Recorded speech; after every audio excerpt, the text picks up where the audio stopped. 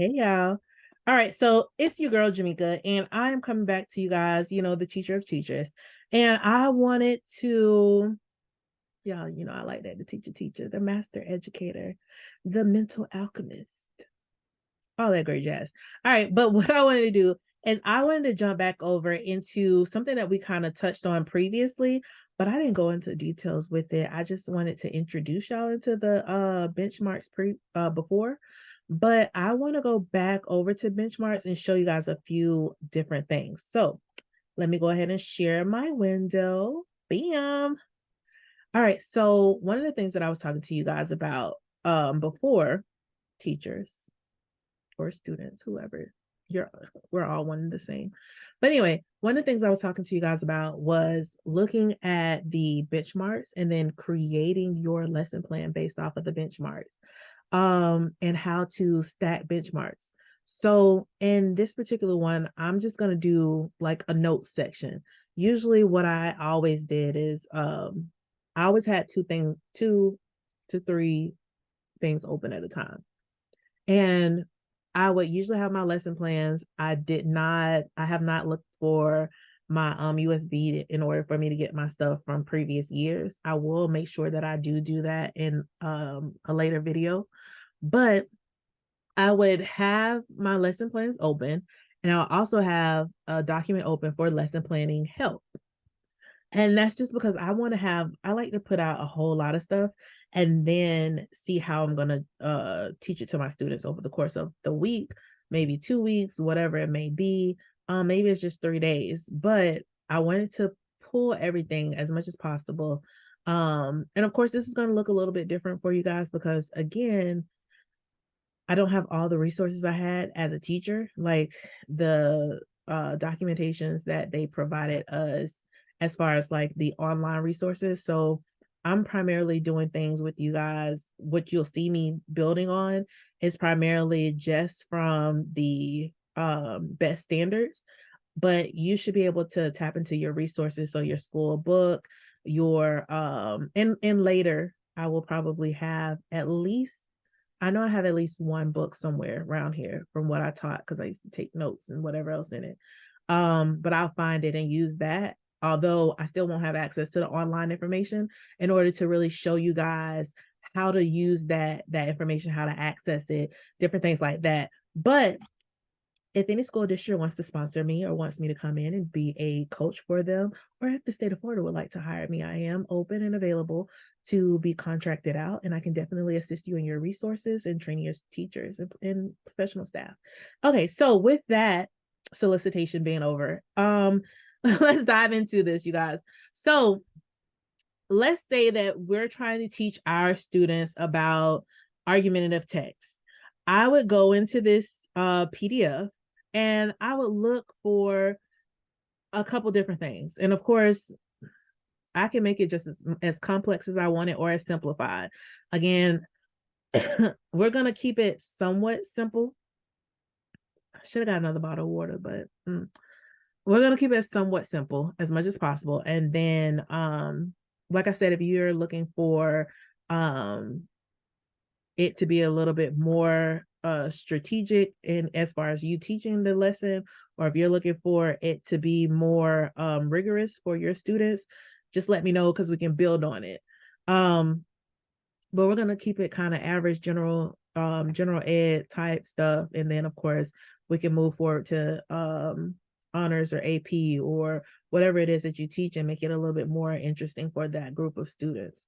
So one of the things, let's look down here again.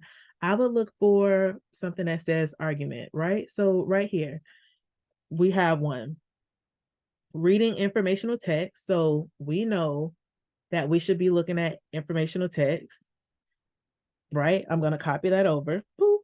I'm going to put it on my I usually have another screen open, like I said, a Word document over, and I'm going to be looking at both sides. I have two screens here, you guys. So if I'm looking off to the side, please note it's either to look at notes or to build something so that we can come back and do it together.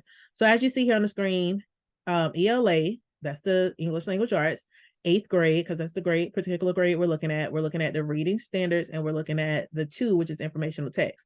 Now, within this is broken down 2.1, 2.3, 2.4, which those are your benchmarks. What part of informational text are you focusing in on?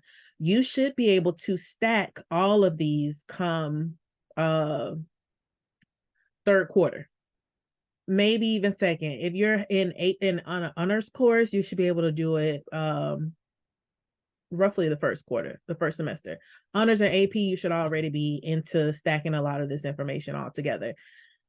If you're in a general ed class, if you have students who are lower readers, I would say focus on just one or two at a time. Again, you'll be doing most of what I'm going to show you come second semester. Second semester, there's no reason why you shouldn't be able to stack at least 3 standards. So we're looking at this, and say, for instance, our goal is to look at arguments. So here you have ELA 2.4, track and develop the argument, right? So I'm going to copy this over, put it in my document. So I'm going to read it out.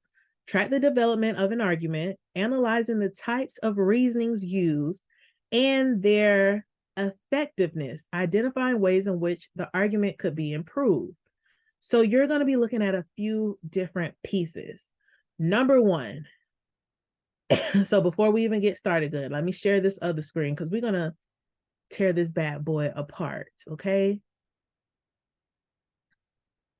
Boom. So you guys should be able to see this document. Yes. All right. Number one, as we're breaking this up, I'm going to copy this a couple times. That's the full one. So let's break it in. We should be able, it says track the development of an argument. That's task 1. Analyze the types of reasons used. Analyze the effectiveness. I'm just going to rewrite it slightly. Analyze the effectiveness of reasonings used.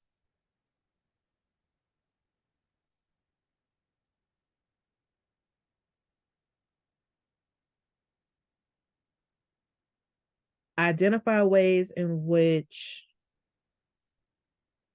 the argument could be improved.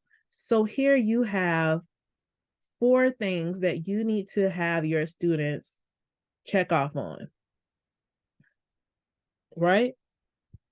Okay. Then I'm going to go back over into our other document. So just for this one piece, there's 4 things. But I want to look at my clarifications. So we're going to go back over. We're going to jump back into the clarifications to make sure. It says clarification number 1, for more information. For more information on types of reasons, see these are hyperlinks. You should be able to click on it. It's going to open up. I have some other things open here so that we can bounce to it. So that's clarification number 1. Number 2, instructions and types of reasons will include an introduction of fallacies and reasonings.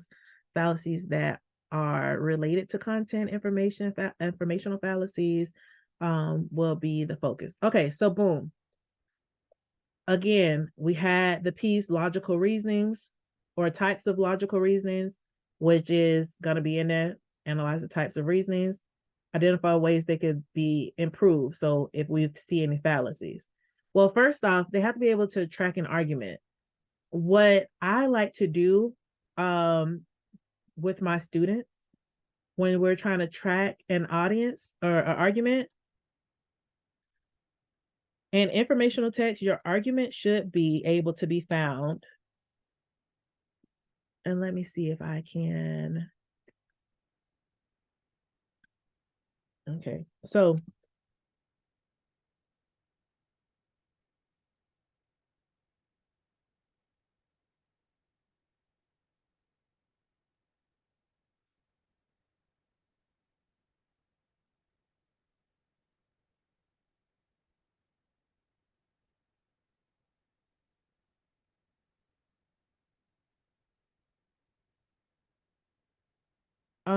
so typically, sorry, if you guys see me, oh, it says stop sharing. Oh, you guys are still on this thing. I'm so sorry, y'all. Let me bring y'all back over to this Word document that I'm on. All right. So right here, I have written out, so track the development of the argument. Your argument should be able to be found in the last sentence of the first paragraph. This is usually the thesis statement. A lot of people like to place it in a lot of different areas. 9 times out of 10, it's not always, but 9 times out of 10, it's going to be the last two sentences, either the last sentence or the last two sentences of the first paragraph, which is going to introduce the students to what they should be reading about, whatever the um, paper is going to be about. If you get your students tuned in, because of course, your first sentence is your hook, your um the other two or three sentences is going to be what they're going to be talking about. So we're going to be looking at blank, blank, and blank, like these three parts of this particular aspect. So if it's about ice cream, and we're going to be looking at ice cream availability, the toppings, and or the making of ice cream, the availability, and the toppings, whatever it is, you have these three things that you're going to be looking at. But typically 9 times out of 10, your last sentence of your first paragraph is almost like another conclusion. The last sentence of every paragraph should be telling the reader what it is they should have learned from reading that first paragraph. And the introduction, it should be telling them what they should be expecting when they're reading the other paragraphs. So you should have your student as a hint looking at this particular area in order to identify what the paragraphs are. Then what I used to tell my students is read the first and last sentence of each paragraph following after the introduction. So read the first and last.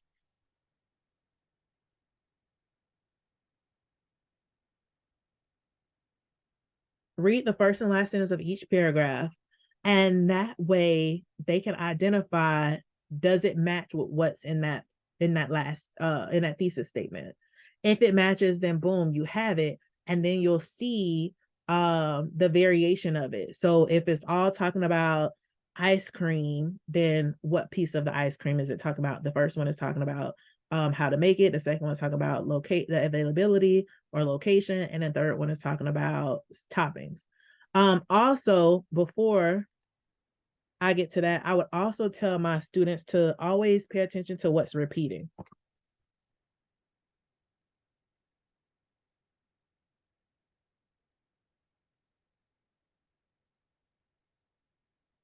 Oh, sorry, y'all. So these are three things that they can do in that and in the very beginning, even before they read the entire story. There's no need to read the entire story if we don't have to, if we're just looking at focusing in on teaching them a particular skill. So these are three things that these students can do in order to track the development of a particular argument. If they can look at that and check it off, then they're good to go. Then once you get into actual reading to analyze that information, then we'll talk about the types of reasonings that are being used and why. So let's go back over, because I'm getting into details, y'all. I realize I'm getting into details before I even get down to the nitty gritty. But this is just sometimes how I plan. Your planning may be a little bit different, but as long as you got it, you got it. Again, you can click on these hyperlinks. What they'll do is they'll take you to other pages. So for instance, the logic type of logical reasonings, deductive, inductive, adductive, it gives you different examples, how the characteristics of it. I would go and pull off one of the websites that I told you guys before about, going and seeing if they have any worksheets that allow the students to just kind of identify these three different areas. Y'all, it's so weird because I'm seeing this thumbs up. So I don't know where that comes from. But anyway, going in and seeing if it allows you to see these three different areas and have them do a worksheet, just looking at small sentences and being able to connect these types of logical reasonings to whatever it is that they're doing. So again, I'm not going to flip over to that screen, but I will write this down as we're going along so that you'll have it later. All right, so deductive. Oh, wait, hold on, y'all.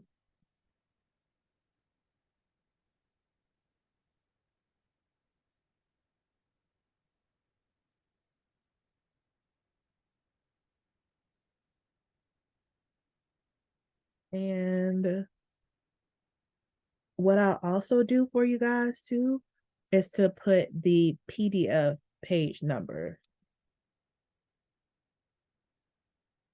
Okay, so PDF, let's see, book page, PDF page 182. Hold on, y'all. My things here. Okay, 182. And that way is there. I usually like to put my page numbers just because I like to know where I'm going. Like I want to know like what page we are. I be wanting I want the administrators if they looking at whatever on their little documents, I want them to know what page we are. I want to be able to put those pages online. Usually we had what was the other one? Went through ClassLink and went into um whatever the other programs. If you guys are using both in class and online accounts, I usually did both because I wanted my students to, if they were missing or whatever else, they would go log on to Student Portal, ClassLink, and Schoology. Schoology was it. They would go over to Schoology. They would have the itinerary for whatever it is that we were doing for the week. It had the book numbers. If they and it also had the online work. If they were not in class, they didn't have to worry about the book work, but they did have to make sure that they had the online work completed. Again, it was on I said Pearson, you guys. I kept saying Pearson, but McGraw-Hill is the resource that we was using. So McGraw-Hill, whatever, again, that's why I said whatever resources your county is using, use that. But we had McGraw-Hill, so excuse me for the errors in the previous videos. But McGraw-Hill has a lot of great resources. So shout out to McGraw-Hill. If you guys are looking for anyone to come in and be a coordinator or go out and teach schools, please make sure you contact me. My name is Jamekia Anderson. You can contact me here or you can call me. If you Google it, it'll appear. I don't really want too many people calling me like you guys just look me up. But send me an email at jamekia.anderson@gmail.com and I will respond. All right, so just shameless plug. All right, you guys. So, in all honesty, like McGraw-Hill, they did have a lot of resources. So again, they had the book, and then they had the online resources. Again, for you teachers who are out there, I would always recommend, creating your own little document, putting your words in there that you want to make sure, or notes in on your documentations that you want to make sure that you hit when you're teaching your students. We're gonna go through a lot of that. Like I'm gonna go through by the end of y'all watching up for my videos, you practically can teach a class from my videos. However, again, I don't have a lot of these resources. So if you have access to it and you want to do a one-on-one with me, please let me know. And then that way I can take a look at your resources and assist you as much as possible. The first 30 minutes is free. After that, there is a charge. I'm just letting you know because I don't work for free. However, you are able to see my abilities and I will strategize out with you what you need to do for your class for either the week, the month, the semester, the year. Just let me know what you need and we can talk about those services. All right, so getting back to it, you guys. So you have your logical reasoning that's here on this page. I did write it down on the other sheet. You also have there's another one that talks about the different questions. So fallacies. Oh, here it goes. So your fallacies in reading or in reasoning. And so this, of course, page 183. I'm going to put that down as well on this sheet because that's another part of your standard. So it says analyze their effectiveness, identify ways in which the argument can be improved. So, of course, identifying their effectiveness would be your ability to look at the fallacies. And again, let's do the page numbers for you so you can have that as well. Okay, this is page PDF 183. So that's regular page 181.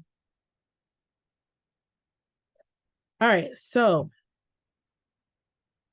when you are, I'm just want to make sure because it's going to be two.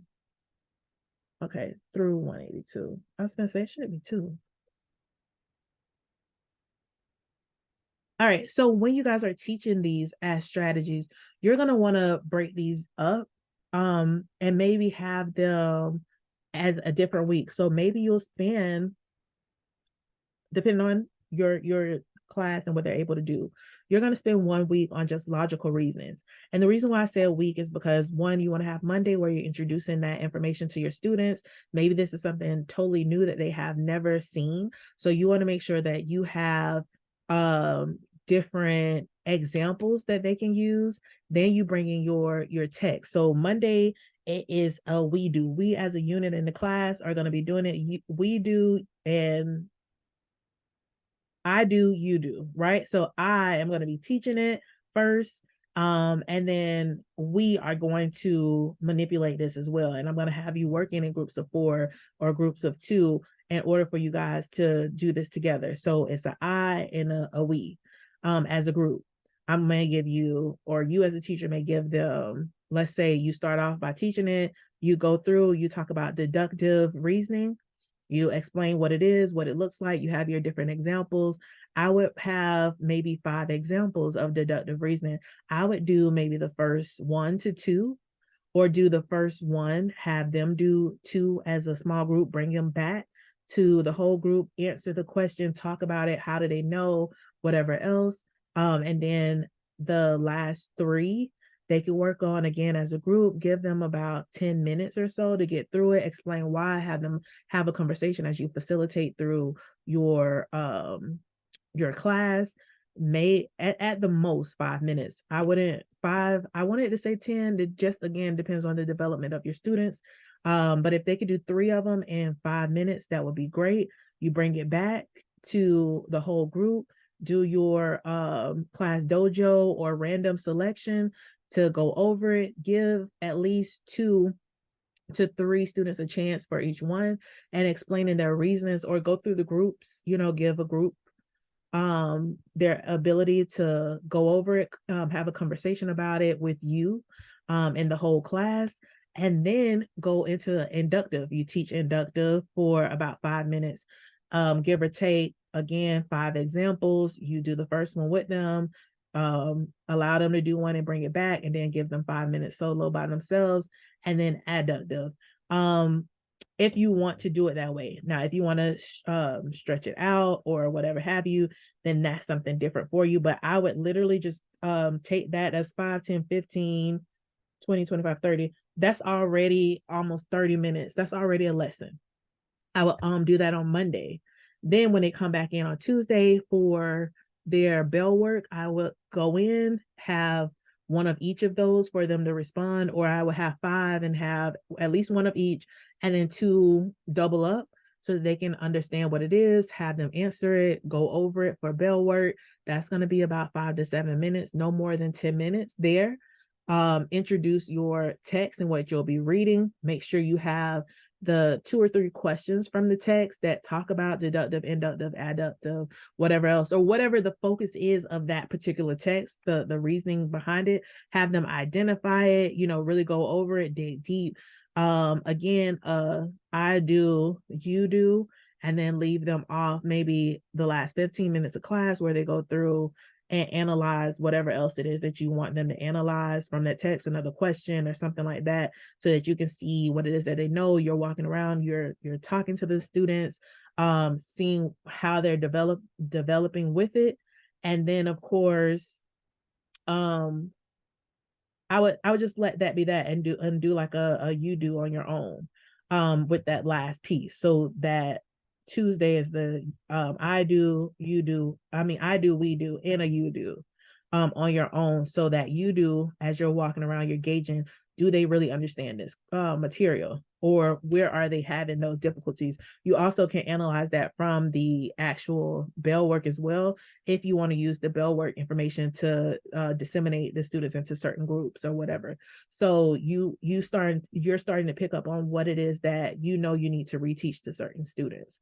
Once you have it there and you feel like they're strong in this particular area, again, you can have a homework assignment or use the online resources that's going to reiterate what it is that you've gone through. Then I would probably give off a brief assignment or something that's talking about fallacies that you have not gone over, but just introducing it to them. I would not necessarily grade that assignment, but just have it so that they can have that exposure. And I would limit this down. So right now you have 2, 4, 5, 6, 7, 8, 9.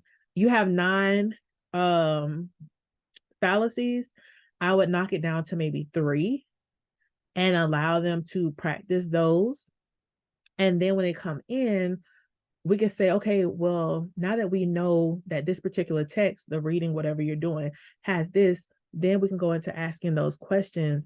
Well, is it effective? And how do we know that it's effective? And giving them ways that they can identify the effectiveness of the text.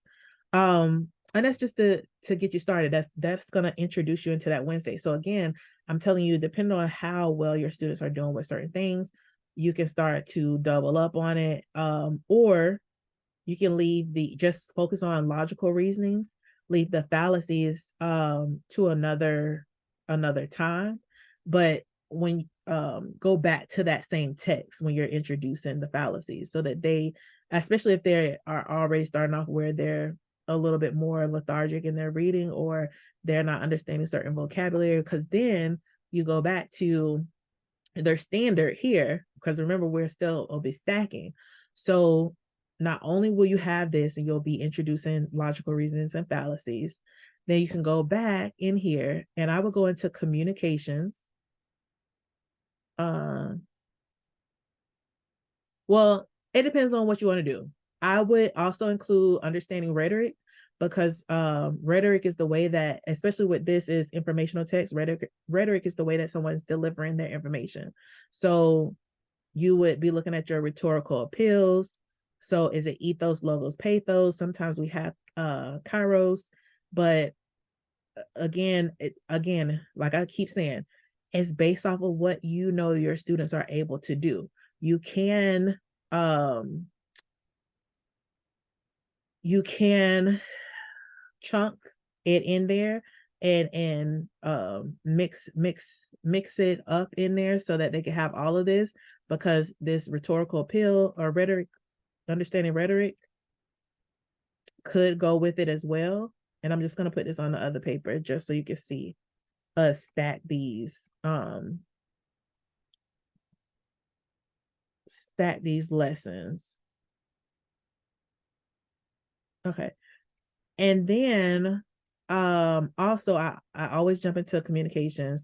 I'm going to go into argumentative text, argumentative writing, because they need to be able to also write an argumentative essay. And again, like I stated, depending on what your student is able to do, if you have a honors or an AP class, you need to be incorporating all of it. If you're general knowledge, maybe you just give them a paragraph, which the books 9 times out of 10 have. They usually have 2 to 3 areas where you're building on their writing. So the first piece, and I wish I'm on the next recording, hopefully I have a book with me, but usually there's going to be like the first questions of the first set of questions will have like a short answer response. That's going to get them starting to look at different pieces of argumentative writing. The second set of questions is going to be a little bit more in depth, and it goes from writing like a paragraph or two to writing 3 or 4 paragraphs to really for them to really reflect on what it is that they're getting from the text. Also, if you look online, if you're using McGraw-Hill, they'll actually have additional resources to help them build on their writing abilities and the argumentative writing or whatever have you. But because we're dealing with the informational text and it's tracking the development of an argumentative writing, you want to make sure that they're able to identify it and then actually be able to apply it. And that's where you're going to get your differences in, because that application piece is when we're talking about the and I forget the title of it.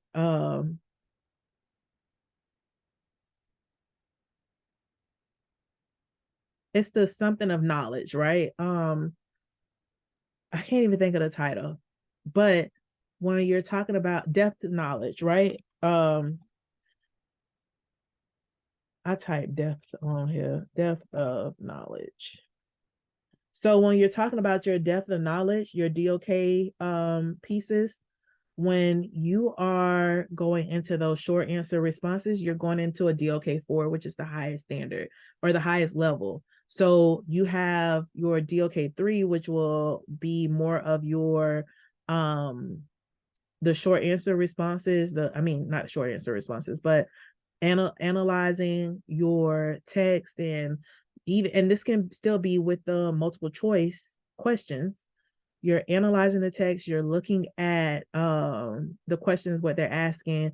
They are choosing questions. You have questions that have which select which sentence supports the idea that X, Y, and Z, which is going back to those EE standards that I talked to you guys about on a previous one, which is at the very beginning. Let me see if I can jump over to that. Which is your cite and textual evidence, which they should be doing every day. So your multiple choice questions are going to actually take a look here and be there. It should be justifying their reason. So it's going to ask them like, which is it depends on the actual text, but it's going to ask them a question concerning the text. Then it's going to ask them a question to provide or to justify their reasons. It's going to ask them to make an inference, all of these different things, but based off of the standards that you're looking at. So you should always be able to, I was about to point to the screen like y'all can see my finger. You should always be able to incorporate these 6 items on top of the other 2 or 3 or 4 that you're looking at. This is really where you get into understanding these ELA expectations. These should generally, I would just post them in the classroom. See if you can get your district or your principal, AP, whoever, your coach, to print out a 10 by whatever, something really big for you. Yeah, 10 by something. I don't know, the big ones. Post it on the wall. I used to always post certain things that don't change all year on the walls big. I posted my all my standards on my wall.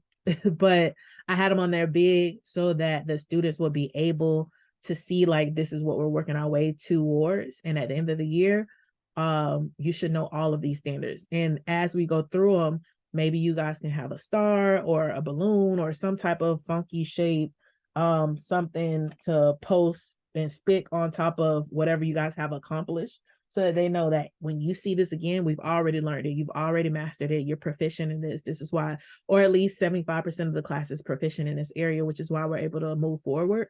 And so when you see these types of questions again, you know these, and it's just to reinstill those aspects into your students, that they know this information. But as I stated, your DOK questions, just going back to the last thing that I was saying, your DOK questions, you have you want to move, especially in the 8th grade atmosphere, you're moving beyond recalling and the skills and concept to the strategic thinking area. So the reasoning, the planning, all of that, if you are doing the communication standard, if you're hitting this and they're writing, then they're going to be at that level 4. There's no ifs, ands, or buts about it. They will automatically, if they're applying it, they'll be doing that level 4. The level 3 would be your multiple choice questions where they're justifying their clicking or moving, depending on if you're doing the online resources or if you're just doing multiple choices. They're selecting those, which sentence explains this quote the best, or which sentence best identifies what the author was primarily talking about, whatever it may be. But again, as I stated, go through, look for words in your standards that deal with the primary focus that you're looking at. So if it's argumentative, go through, look for argumentative things, then you can go and add on to it. Just like I stated to you guys before too, this is all informational text. Although argumentative here, this is your spotlight benchmark, and maybe the 3.4, which was explain how the author uses rhetorical appeals. Maybe that could be the spotlight along with it. You definitely want at least this 2.4. You definitely want this, and you definitely want the writing to be your spotlight benchmarks. Top 2 automatically. That's going to cover your DLK 3, your DLK 4. And then as supportive standards, because all of this deals with informational text, they need to be able to understand the author's purpose and the meaning of particular words. Again, if they're looking for, and let me go back over to this for you guys too. If they are, hold on, share word.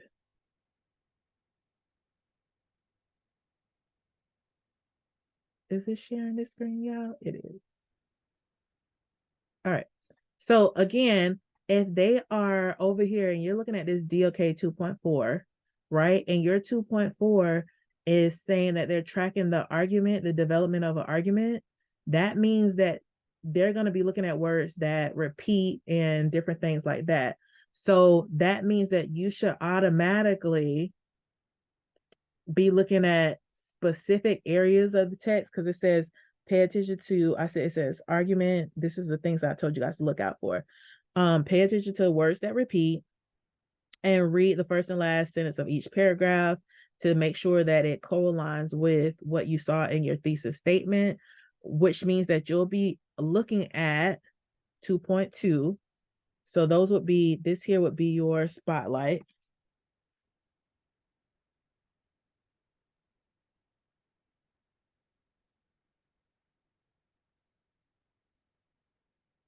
And then you would have your,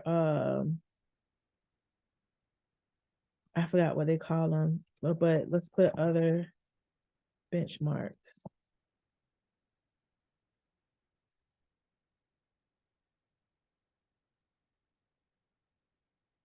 That means you would be incorporating this specific text features or the purpose of a specific one. So you could say, oh, well, in text 1, because if you're tracking it, right? Text 1, they remember I talked to you guys about ice cream, how ice cream is made. Text 2, if we're looking at paragraph 2, what are they talking about? The availability of ice cream. So each one is still talking about ice cream because ice cream should have been repeated in that first paragraph a number of times. And if you look in other paragraphs, you should see ice cream being repeated. But if you're looking at the first and last sentence, that's going to tell us what it is talking about that particular ice cream or that subject. You can also do analyze 2 or more central ideas throughout a text, because, okay, the central idea in paragraph 1 is how ice cream is made, how ice cream is delivered, how ice cream is whatever. So you're going to be embedding these other aspects in it. And then how does he 2.3, again, as another benchmark, and make sure you understand what your students can and cannot do, because some of this may become very overwhelming. Again, by the second semester, mid second semester, depending on the type of students you have in your class, you should be able to do all of these with no problem. If you have use the first semester strategically to really hone in on specific aspects and get your students to really understand it and let them know that the skill is going to be the same regardless. The actual material changes. So the skill is the same, the material changes. And you get them into that supportive role where it's like, you guys know this already. You know this already. You're going to repeat that. So you know this already. You got a good grade on this and you have the proof to show it to them. So by, like I said, that second semester, as third and fourth semester, we almost at the next grade level. I'm just being honest with you. But it's how you develop your students and yourself when you're teaching this material. But here, explain how an author established and achieves purpose through rhetorical appeals. Again, right up here, understand the rhetorical appeals, devices, how it's used, how it's applied. All of these are working together. These are your benchmarks. You might have taken, again, if you wanted to go kind of slow, taken a week or so to really dive into how to track the argument, take another week to really dive into how to use rhetorical appeals, the different types of rhetorical appeals that are available. And again, like I stated right here, day one, day two, however you want to do it within that week. You might want to spend 2 days. It depends on how your students are evolving, how they're picking up the information. You want to make sure whatever you're doing is driven by data, that you have the checks and balances that they're getting it, so that you can move your class forward with it. If you need to stay a little bit longer in a particular class, then that's fine too. But make sure that you are utilizing all the resources available to you. So utilizing the book is going to have and the McGraw-Hill book, especially because that's the one I used last year, is going to have the first set of questions are going to be a little bit more simplistic. One side is going to explain to them what type of arguments are available. The other side is going to have the different questions. You will tell them to use it's usually the even pages. I think even pages usually have like the further instructions to help them. Odd pages is the questions.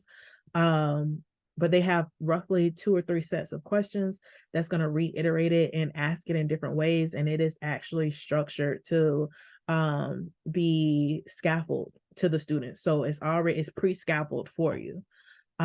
So the thing is about your ability of knowing where your students are and how they're testing or how their scores are coming off when you're doing this formative testing before you get to anything further. So introducing, like I told you guys, these things, this is something to pay attention to, make it very simplistic for your students. Introducing the types of reasons.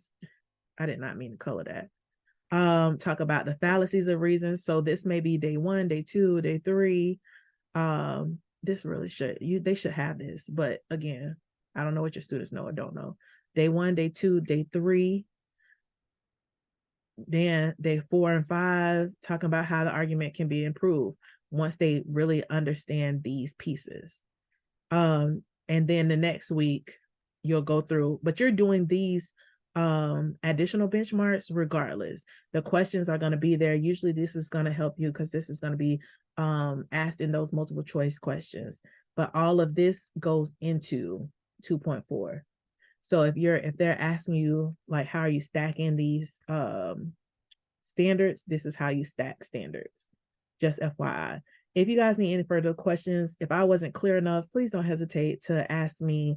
Help me become more clear with you and where you need more explanation, because I know sometimes I can be all over the place when I'm trying to get it all in and together. But as you can see, you have this available. I don't know.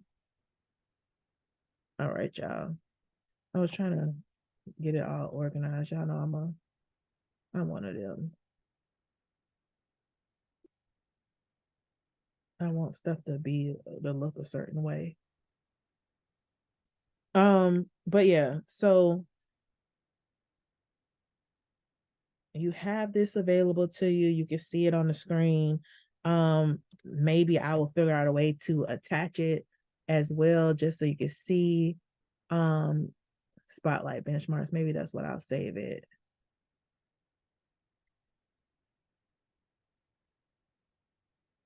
or benchmarks explained or something.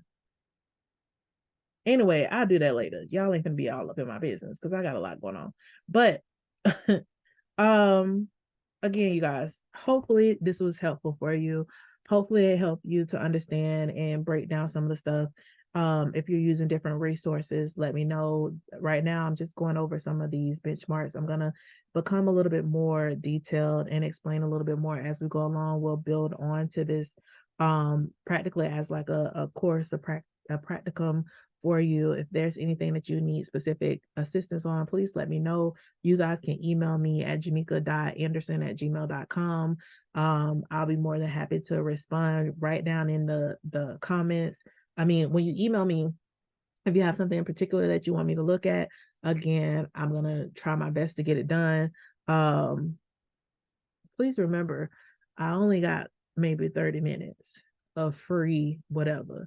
So maybe I'll need some friends and y'all get together and all of y'all be like, bloop, bloop. But anyway, after that, please ask me if you're interested in joining my course. You know, this is what I do. I love breaking these things down. Whatever you guys write in the chat down below, I'll take a look at it and see about making resources for that as well if you need further assistance. Again, just don't hesitate to reach out to me. If any of the school districts are looking for someone to come in and to explain these things and break it down and make it more simplistic and do different activities with their teachers so that they can be ready to assist their students at whatever level that it is, please be sure to contact me again. The email is jamekia.anderson@gmail.com. I'm willing to help. Please make sure that you understand my services do come with a cost. It is not free because I don't work for free, but these resources that I provide here on this channel is free. So play it over and over and over again until you get it. But I'm here to help out as much as possible because I love y'all and I love the kids, and I'm ready to close in some of these things and these gaps, and I'm definitely ready for teachers not to have to struggle as much as they do because there's a lot of questions, and I felt like my last 2 years there were a lot of questions happening, and as a department chair, as a team lead, as a backup coach to the coach, there was only so much that I could do, especially being that I had my own class. So this is my opportunity where I want to give back and be available to individuals who really do need the assistance, who are especially your first through fifth year. Because one of my coaches used to tell me, you're not an official teacher until you make it to year 5. Because there's so much that is left as gaps. In terms of understanding what's happening, how to do so many things with the students. And so, you guys, I just want to help out as much as possible in all truth and honesty.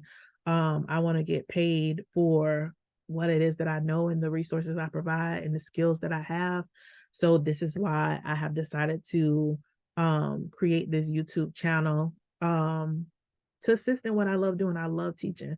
I went back on campus today and saw the kids, saw the teachers, and it's just sometimes it's a little sad to just see great teachers struggling because there's not enough individuals on campus to make a school run the way that it needs to. And your resources, your coaches and different things have to actually fill into classrooms and whatever else it is. And as a teacher, as I stated, I was in that position where I was teaching myself.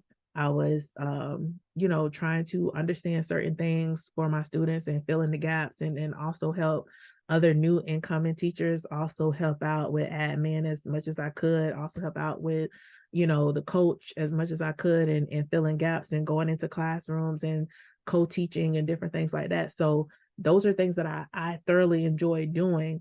It just was hard to run your own classroom, which is like a mini business, your own organization, and also be doing those things for other professionals who need that additional assistance.